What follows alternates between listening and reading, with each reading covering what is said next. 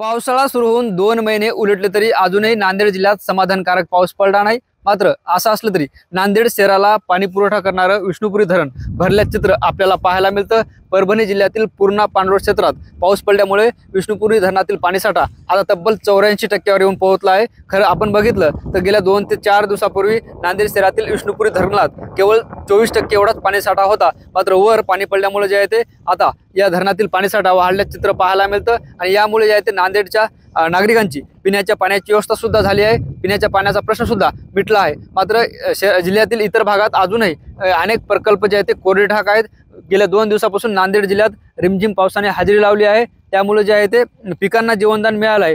असं असलं तरी मोठ्या पावसाची आणि प्रतीक्षा अजूनही बळीराजाला असल्याचं चित्र पाहायला मिळतं। खरं तर यावर्षी मान्सूनपूर्व पावसाने जोरदार हजेरी लावली होती, त्यामुळे धरण साठ्यात वाढ झाली होती। मात्र 2 महिन्यानंतर पुन्हा आता या धरणात जे आहे ते 84% पाणीसाठा झाल्याने नांदेडच्या पिण्याच्या पाण्याचा प्रश्न मिटला असला तरी अजूनही नांदेड जिल्ह्याला जोरदार आणि मोठ्या पावसाची प्रतीक्षा आहे। ज्ञानेश्वर लोंढे, TV9 मराठी, नांदेड।